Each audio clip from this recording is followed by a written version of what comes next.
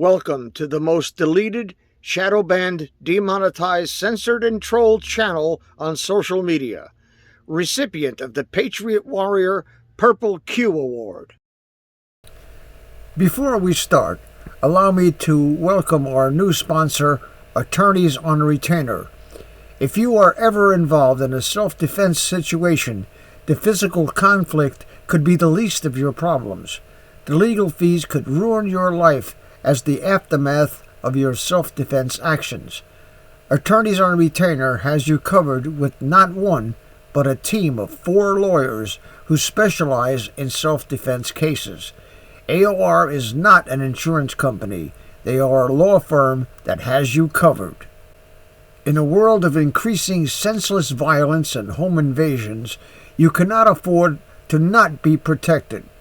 AOR will cover any bail and all legal expenses and provide you with a team of 4 attorneys in self-defense case gone sideways. For about $1 a day, you can rest assured that you will not be ruined financially by legal expenses if you get involved in a bad situation.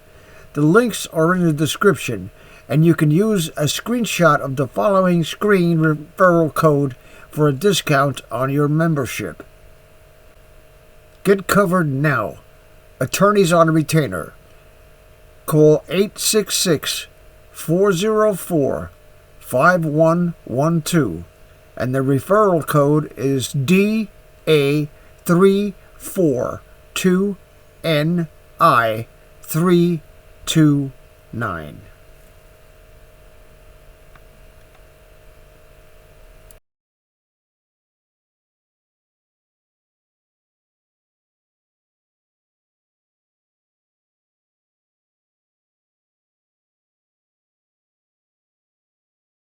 The United States did not fire a single missile. It did not deploy ground troops. It did not launch an air campaign. It did not do any of the things that conventional military logic would prescribe against a regime that closed the world's most important waterway and dared Washington to respond. Instead, it did something far more devastating. It waited.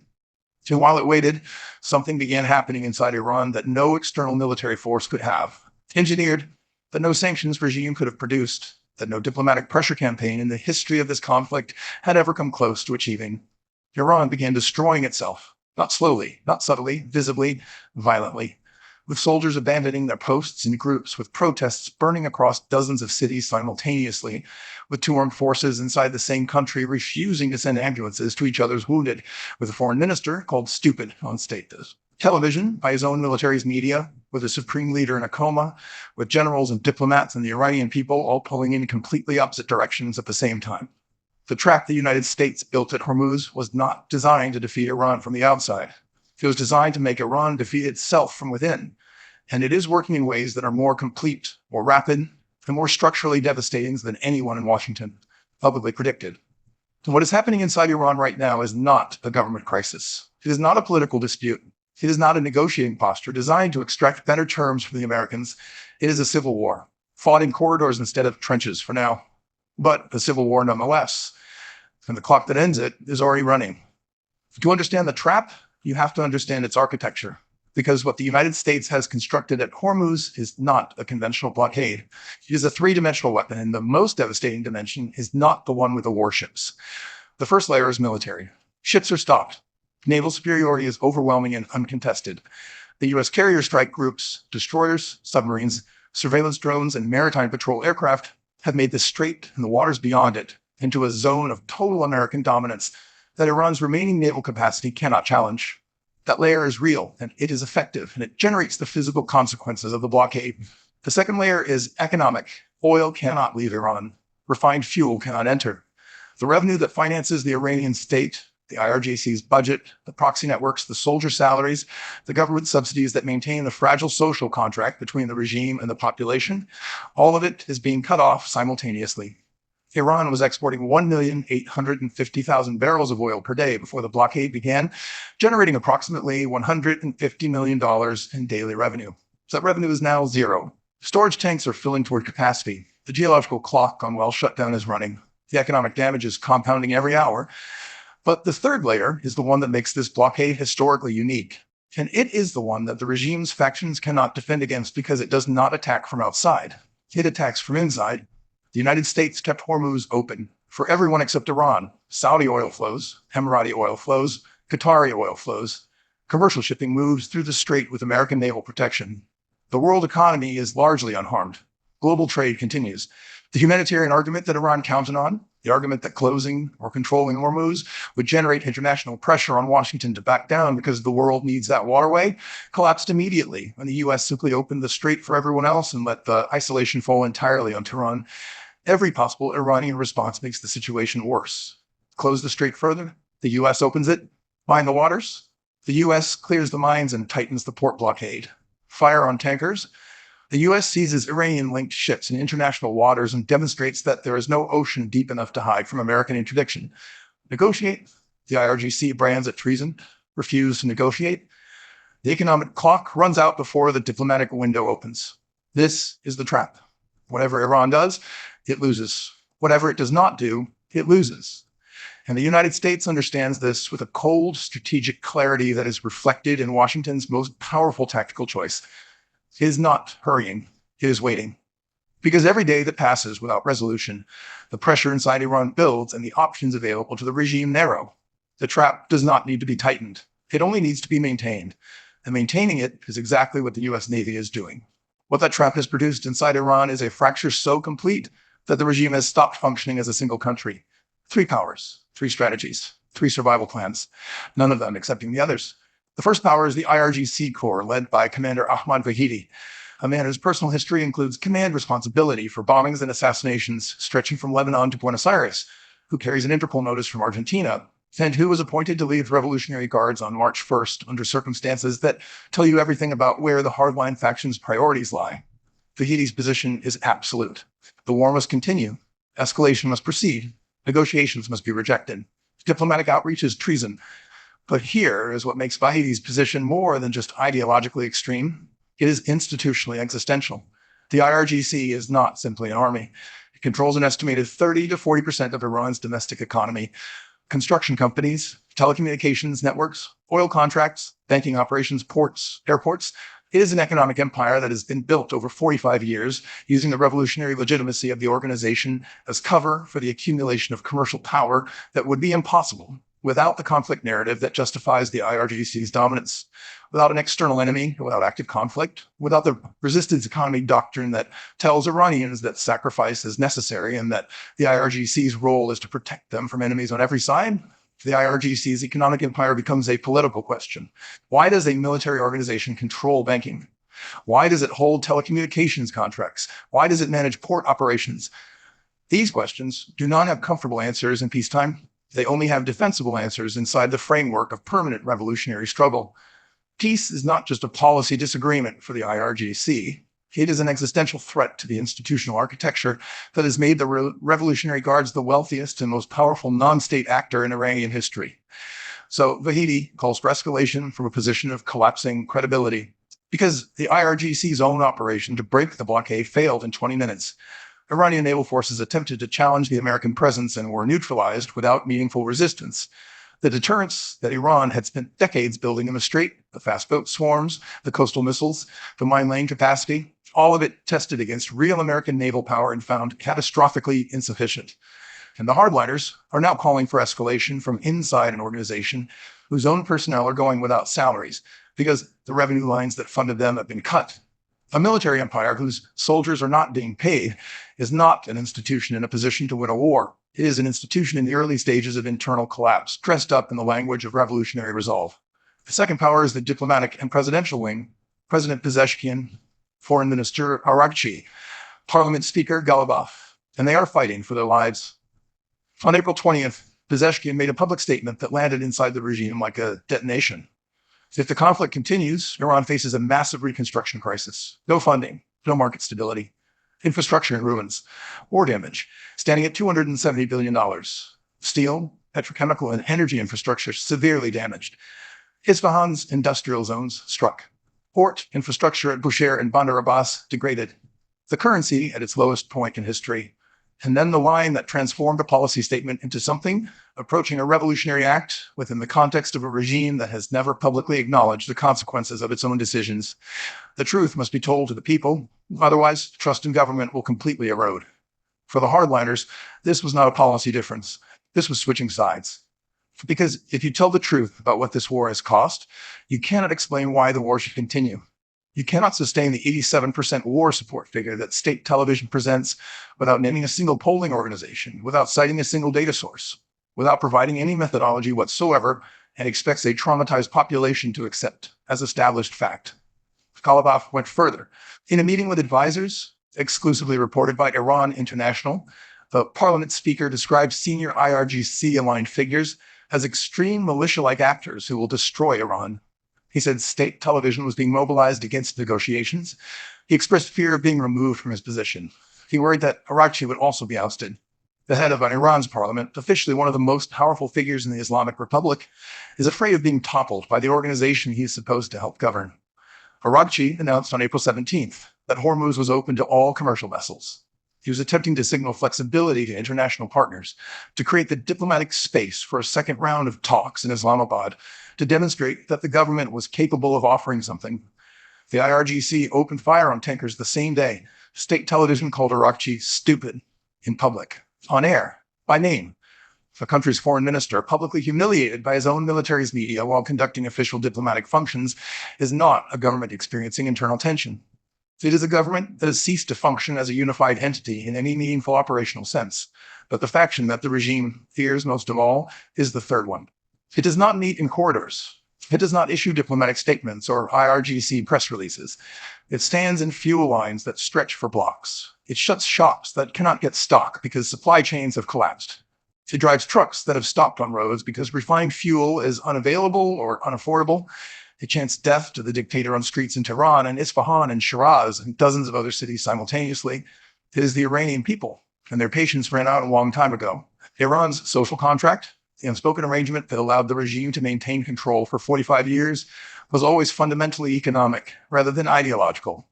It was not democracy, but it was cheap gasoline. It was not freedom, but it was bread on the table. It was not dignity, but it was basic needs met in exchange for political compliance. The blockade tore that contract apart. No gasoline, no diesel, daily power cuts. Inflation exceeding salary growth. Basic necessities becoming unaffordable. Factories shutting down because energy supplies have been cut. Hospital generators running out of fuel.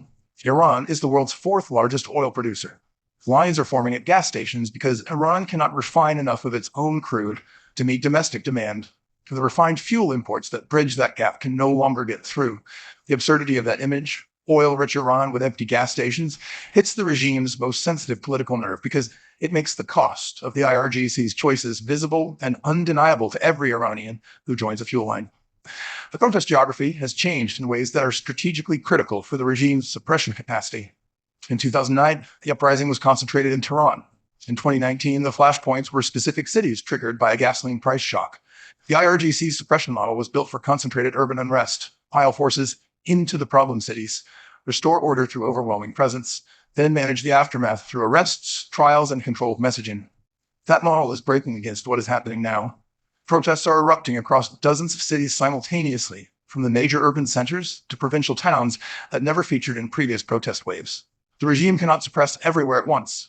While it crushes one city, another ignites. While it moves forces to one province, another province sees crowds forming. The IRGC is being asked to simultaneously fight a war it is losing, manage an internal fracture with the government that is consuming institutional energy, pay soldiers it cannot currently afford to pay, and suppress a popular uprising that is larger and more geographically distributed than anything it has faced since the revolution. It cannot do all four, and the one it is choosing to prioritize, maintaining the war machine, is the one that is accelerating the other three. And then there is the military dimension that no state television broadcast has touched, and that represents perhaps the most structurally alarming development in this entire crisis. Iran has two armies. They have hated each other for 45 years. Artesh is Iran's conventional military force, inherited from the Shah era, filled through mandatory conscription with soldiers whose ideological commitment to the Islamic Republic is often limited and whose institutional identity predates the revolution entirely. The regime never trusted Artesh. After 1979, it created the IRGC precisely because it could not trust a conventional military that it had not built from ideological foundations. For 45 years, the IRGC has been treated as first class. Best weapons, best salaries, best hospitals, privileged access to economic contracts and commercial opportunities that have made Revolutionary Guards officers wealthy in ways that Artesh counterparts cannot approach. Artesh soldiers have been treated as second class within their own country's military structure, drafted into service for a revolution they did not choose and compensated accordingly. That resentment has now reached a breaking point under conditions that expose it with maximum brutality. Frontline Artesh units suffering significant casualties under bombardment requested medical evacuation and hospital access from IRGC forces operating in the same theater. The IRGC refused. Citing ambulance shortages and blood supply constraints, Revolutionary Guard personnel declined to transport wounded Artesh soldiers to IRGC medical facilities. Artesh soldiers are dying of wounds that could be treated. IRGC forces with access to medical infrastructure are watching them die and citing logistics. That is not a military organization experiencing stress. That is two armed forces that have become enemies while wearing the uniforms of the same country. The material situation confirms the depth of the collapse. Some frontline units are being issued 20 rounds of ammunition for every 2 soldiers, 20 rounds total. An automatic weapon fires 10 rounds per second. The combined firepower of 2 soldiers lasts 2 seconds of sustained fire. Units are reporting operations without reliable access to drinking water or adequate food. Fields of soldiers, nominally part of a military that claimed regional dominance and deterrence capability for decades, are hungry, thirsty, and functionally unarmed. The IRGC missile units, the regime's crown jewels, the best resourced and most ideologically reliable forces in the Iranian military architecture, are experiencing communication equipment failures and basic supply shortages. The commander's response to this has been revealing in its priorities. Technical components for missile system maintenance are being delivered. Food and personal equipment for the troops operating those systems are not. The machine must be maintained. The soldiers can go hungry. That command philosophy, expressed in logistics decisions that every soldier in those units can see and feel and draw conclusions from, is producing a predictable result: mass desertion. Not individual soldiers making private calculations and slipping away in the night. Groups, formations, soldiers abandoning bases and seeking refuge in nearby towns in numbers large enough to constitute a military phenomenon rather than a disciplinary problem. The regime attempted reserve mobilization to replace the losses. The result was described by informed sources as a complete fiasco. Most of those called up did not report. Some used the mobilization order as a signal to take their families and move toward border regions. The order to come and fight produced people moving toward the exit. When a country's mobilization order accelerates civilian migration, the state's authority over its own population has reached a terminal threshold. And the protests themselves have begun targeting the division that Artesh soldiers are living. The army is what the Peakle chants, rising from protest crowds in multiple cities, are not simply an expression of hope. They are a direct communication to Artesh commanders. They are an invitation. They are the civilian population asking the conventional military, the one that the regime never trusted, the one that has been treated as second class for 4 decades, the one whose wounded are being left to die by Revolutionary Guard personnel citing ambulance shortages, to make a choice. That question, once asked loudly enough and publicly enough and geographically widely enough, cannot be unasked. Every Artesh commander hearing those chants is running a calculation that the regime cannot control and cannot monitor with sufficient precision to interdict. If that calculation shifts, if enough conventional military officers decide that the regime's survival is not worth defending with their bodies and their units, the entire suppression architecture collapses simultaneously. The diplomatic wing understands this and is attempting to turn it into leverage. According to the Critical Threats Project's analysis, Fauci and Pezeshkian's team have been quietly exploring whether Artesh commanders can be brought to their side of the internal conflict. Not a coup in the traditional sense. An alignment of institutional interests between the diplomatic faction and the conventional military that would shift the internal balance of power away from Vahidi and the IRGC core. The IRGC reads any Artesh movement toward the diplomatic wing as precisely what it would be: a coup attempt. And when the IRGC identifies something as a coup, its response is not proportionate. It is absolute. Washington knows this. That is why it is waiting. Because the most dangerous moment in this crisis is not the one where Iran agrees to negotiate. It is the one where Vahidi decides that the internal threat from the Artesh diplomatic alignment is more urgent than the external threat from the American blockade, and turns the IRGC inward. A regime turning its military apparatus against its own armed forces in a country where the population is already in open revolt and the economy is days from well shut down is not a regime that stabilizes. It is a regime in its terminal convulsions. Outside Iran's borders, The isolation that the blockade has produced has reached a point that would have been unimaginable even 3 months ago. China, the country that purchased 90% of Iran's oil exports, that signed a 25-year strategic partnership with Tehran, promising hundreds of billions in investment, that provided diplomatic cover in international forums and technological support, that kept Iranian infrastructure functioning under Western sanctions pressure, has gone quiet. Not supportive? Quiet, which is its own kind of message. Xi Jinping's phone call went to Saudi Arabia, not Iran. Beijing's foreign ministry statements prioritize Hormuz remaining open as an international waterway. Chinese ships are being fired on by the same IRGC forces that Beijing's partnership was supposed to align with.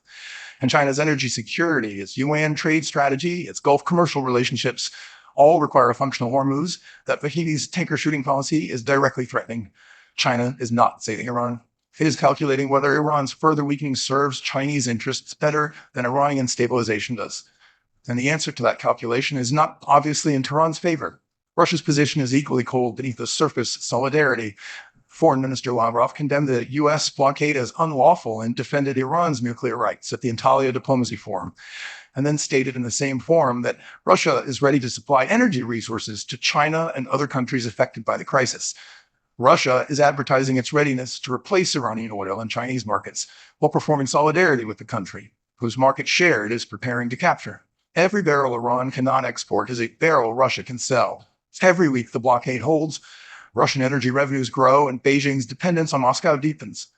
Russia's support for Iran is the support of a competitor who needs the partnership narrative while profiting from the partner's collapse. The proxy network that constituted the concrete expression of Iran's regional power for 40 years is evaporating alongside the financial flows that sustained it, as well as senior leadership and command structure have been systematically eliminated. Hamas has been crushed in Gaza. The Houthis are in direct naval combat with American forces and running the calculation about whether continued escalation in the Red Sea saves Tehran or accelerates an Israeli-American strike on their own positions. Iraqi militias are retreating under pressure from the Baghdad government. Every organization in the axis of resistance watched the IRGC's operation fail in 20 minutes in its own territorial waters and drew the same conclusion. If Tehran cannot protect its own strait, it cannot guarantee anyone else's security. If Iran cannot guarantee security, the logic of dying for Tehran collapses. Once that question is asked inside these organizations, it cannot be unasked. The 40-year project of regional power projection, built through proxy networks and resistance ideology, was sustained not by military might alone, but by the perception that the center could hold. That perception is broken, and broken perception cannot be rebuilt with money that no longer exists. 10 to 14 days. That is the window before Iran's oil storage capacity fills completely and well shut down becomes unavoidable. Oil well shut down is not a policy decision that can be reversed at a committee meeting. It is a geological event with permanent consequences. When underground pressure is released through shutdown under these conditions, reservoir damage begins that can take months to repair. In the best case, and in the worst case, permanently reduces production capacity. Some wells, shut down under sustained blockade conditions with full storage and no export relief, will not fully recover. The blockade is not just cutting Iran's current revenue. It is permanently degrading the asset base that would generate future revenue after any deal is reached. Every day the clock runs forward, the economic damage of a potential future settlement gets worse, which shrinks the space in which a deal is viable, which extends the blockade, which runs the clock further. Iran's refinery paradox makes this inescapable in the most visible possible way. The country produces crude oil at massive scale, but cannot refine enough of it domestically to meet its own consumption. It exports crude and imports refined products. The blockade has sealed both ends of that loop simultaneously. Nothing leaves, nothing enters. And the result is fuel lines in an oil-producing nation that communicate the regime's failure to every citizen, who joins them more powerfully than any opposition messaging ever could. Pezeshkian says urgent negotiation. The IRGC blocks every channel. Ghalibaf wants a deal and looks over his shoulder for the knife Vahedi is sharpening. Fauci announces the strait is open and watches the IRGC contradict him with live fire the same day. The comatose supreme leader cannot provide the authorization the system requires for any major decision. The imaginary approval that Ghalibaf is obtaining from Mojtaba Khamenei's intensive care room is the constitutional fiction on which whatever remains of Iranian governance is currently running. 4 men from the barracks of Mehdi are running out of time to decide whether Iran survives or burns. They know each other's files. They know each other's failures. They have been competing for the same promotions and settling the same personal scores for 40 years. And they are now making existential decisions about a nuclear-armed state's future under conditions of maximum external pressure, zero financial runway, internal military collapse, and a popular uprising that is running out of patience faster than the oil storage is filling.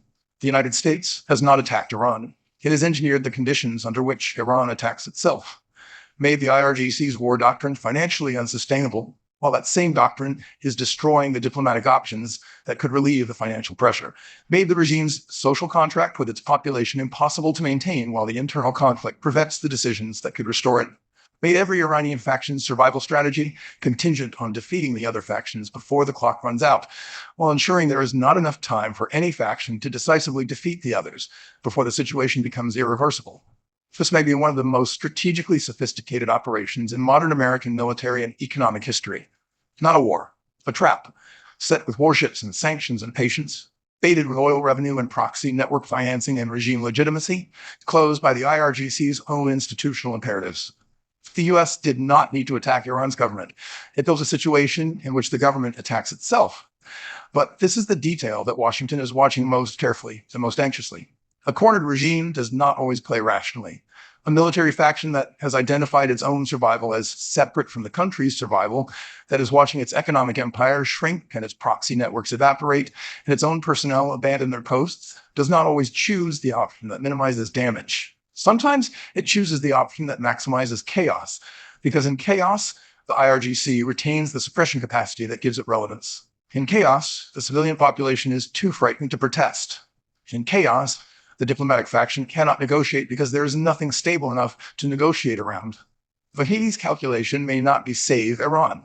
It may be survive the collapse by controlling the collapse. And that calculation, applied by a man with his personal history, commanding an organization with its institutional structure, in a country with its nuclear capabilities, is what keeps American analysts watching every signal from Tehran with the particular attention that only the most dangerous possible scenarios generate. The streets are burning. The soldiers are deserting. The wells are filling. The diplomats are afraid. The generals are firing on tankers while the foreign minister announces peace. And the man who is supposed to make the final decision cannot open his eyes. The clock is running. Washington is waiting. And Iran is running out of time to decide whether the regime survives by making a deal or collapses trying to avoid one. Ever since the Great Awakening, thousands of content creators like myself have been burning the midnight oil well into the wee hours of the morning, and millions of us who are awake are not getting enough sleep. Everyone knows that a good night's sleep is essential for efficient functioning of the cognitive processes that enable a person to discern truth from fiction and deep state-induced woke dementia. Well, years before I was asked to be an advertiser for MyPillow, I have been using their products. The first product I used was, of course, the pillows. I was impressed with the comfort, and I was able to fall off to sleep almost immediately rather than having to fight a bag of foam and trying to get comfortable. The pillowcases and Giza sheets are absolutely the bee's knees, and I have sets for the 2 beds I have in my home. Another thing is their body pillow. I suffer from a lumbar spine injury that is exacerbated by my preference to sleep on my side. Having the body pillow to roll onto alleviates the pressure and mitigates the discomfort, allowing me to fall asleep quickly. Mike Lindell, a great American patriot, has an entire line of quality products that everyone should try. Once you sleep with the pillows and sheets, you'll throw the ones you have in the garbage or donate them to Goodwill. If you go to www.mypillow.com, there is a link in the description. As a viewer and subscriber to this channel, you can buy anything in the store for 66% off. That's 1/3 of the retail price. Just fill your shopping cart and use promo code N4T at the checkout. Take it from me, folks, I've been using Mike Lindell's products since 2015. There is nothing like them on the market, and I say this with 71 years of sleeping experience. Don't forget, use promo code N4T at checkout.